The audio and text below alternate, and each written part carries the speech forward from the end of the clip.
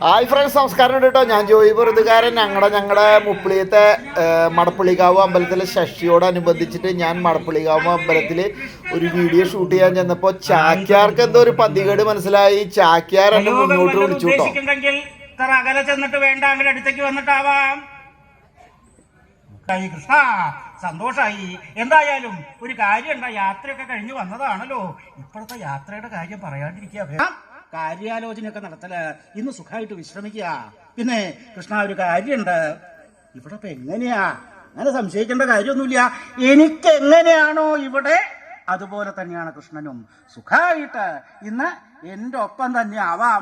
അത്താഴവും ആ വിശ്രമമൊക്കെ എന്റെ അന്തഃപുരത്തിൽ തന്നെ ആവാം. കേമായിട്ട് സ്വീകരിച്ചു. എന്താ ദുര്യോധനൻ ഇങ്ങനെ സ്വീകരിക്കാനായിട്ട്, സൽക്കരിക്കാനായിട്ട് കാരണം? ഭഗവാനോടുള്ള ഭക്തി കാരണം. അതല്ല, പിന്നെയോ കൃഷ്ണന് കാണിച്ചു കൊടുക്കണം. കൃഷ്ണ, നീ നേരാവണ്ണം കണ്ടോ?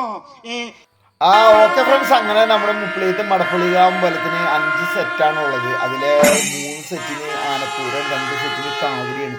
അതിപ്പോൾ നമ്മുടെ വടുക്കുമുറി സെറ്റിൽ ഞാൻ ഇന്ന് പാനപൂജയ്ക്ക് പോയപ്പോൾ അവിടെ ഇപ്രാവശ്യം എന്താണെന്ന് അറിയില്ല, എല്ലാ കൊല്ലം നല്ല കാവടി കാര്യങ്ങളൊക്കെ ഉണ്ടാവാറുണ്ട്. ഇക്കൊല്ലം നമ്മുടെ ശിങ്കാരികളെല്ലാം ഇതാണ് നടന്നുകൊണ്ടിരിക്കുന്നത്. ഓക്കെ, അപ്പോൾ അത് കുറച്ചു നേരം കണ്ടു ഞാൻ. അത് നിങ്ങളും കൂടെ ആസ്വദിക്കുകയും.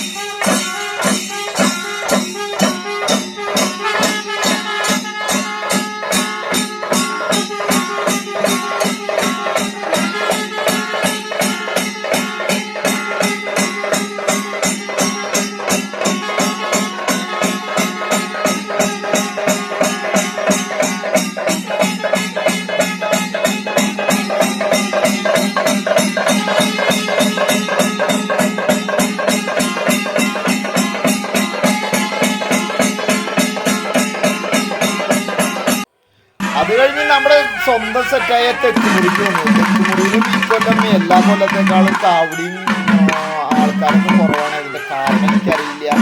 കഴിഞ്ഞ വർഷം ഇങ്ങനെ ഇല്ലായിരുന്നു. എന്തായിരുന്നു, കഴിഞ്ഞ വർഷം ഞാൻ നാട്ടിലില്ലായിരുന്നു, വീഡിയോ ഒക്കെ കാണായിരുന്നു. എങ്കിലും തെക്കുമുറി ഞാനവിടെ ചോദിച്ചു, നമ്മുടെ സ്വന്തം സെറ്റാണ്. അപ്പോൾ ഞാൻ ചോദിച്ചു, എന്താണ് തെക്കുമുറി ഇക്കൊല്ലം ആള് കുറവ് അല്ലെങ്കിൽ കാവടി കുറവ്, മറ്റേ ഇതികളൊക്കെ കുറവ്? നാളെ കാലത്ത് പൊരിക്കും, നാളെ ബാൻഡ് സെറ്റും പരിപാടികളും ഭയങ്കര പരിപാടികളാണെന്നാണ് പറഞ്ഞിരിക്കുന്നത്. അപ്പം നാളത്തെ പരിപാടി നമ്മൾ നാളെ കാണാം. അപ്പോൾ ഇതാണ് ഇന്നത്തെ മുപ്പിളിയത്തെ പാനപൂജയുടെ പരിപാടി കേട്ടോ. അപ്പോൾ അത്രയും കാര്യങ്ങൾ കവർ ചെയ്ത് നമ്മൾ പുറത്തു നിന്ന് കാണുന്നവരൊക്കെ ഷെയർ ചെയ്യുക, മറ്റുള്ളവർക്ക് കാണാനുള്ളൊരു അവസരം ചെയ്തു കൊടുക്കുക.